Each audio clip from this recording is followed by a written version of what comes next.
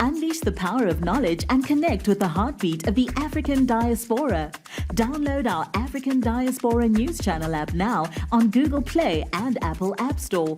Stay informed with authentic and diverse perspectives, breaking news, and cultural insights. Immerse yourself in a community that celebrates unity, resilience, and progress. Experience the vibrancy of the diaspora at your fingertips. Don't miss out. Empower your perspective today. Search African Diaspora News Channel and join the conversation. African brother was shocked to find out that Arab people are racist towards Africans and the black skin tone in general. He was sharing his experience, what happened to him in a mosque, in a religious space where he thought is the safest place, is a place where there's love and community and unity. He faced anti-blackness in that mosque and he was devastated. Watch this clip, we'll come back and discuss. When you live in Saudi Arabia as a black person, you really quickly realize that racism is deeply rooted.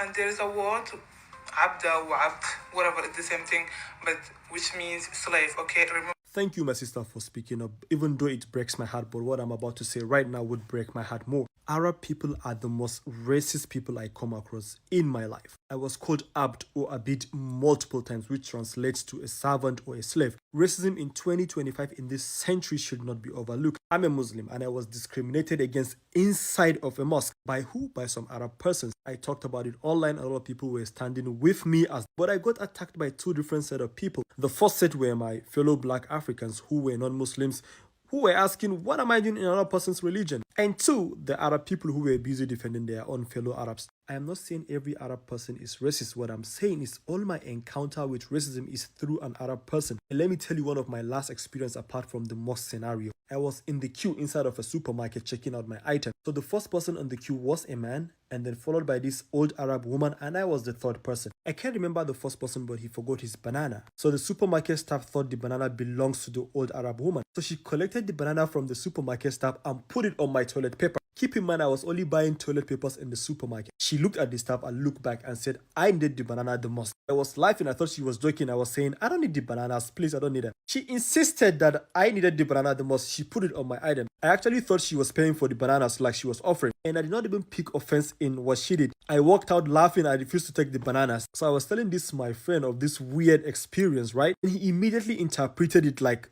they call Africans monkeys and monkeys like bananas. So that might be the reason why she thought I needed the banana the most. The main point of my video is to talk about racism and possibly end it. I've met a lot of nice Arab people, but I'm sorry, most of my encounters were through Arabs and especially the older ones. Let's spread the love, not the hate. The young brother you just watched, he goes by the name Abis Fulani on TikTok, and he was sharing his experience and how it's heartbreaking for him to even admit that these people are racist towards black people, and he hates that. He hates that he has to accept that and talk about it, but it is the reality. It's unfortunate that a lot of people don't know this and they are shocked when they realize, but be sure that a number of people have no idea until they face it directly, until they travel to a Middle Eastern country and they face it that way, or they go to a Western country and they have to live within these communities and they realize, oh, wait a minute, they're really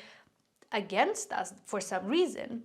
And this young man obviously was heartbroken to find out, which is sad when you first realize that, you know, people in this world might not accept you, might not like you, might not treat you like a human being, a fellow human being, just because of the color of your skin. It's quite shocking for a lot of Africans, and I'll tell you why it is.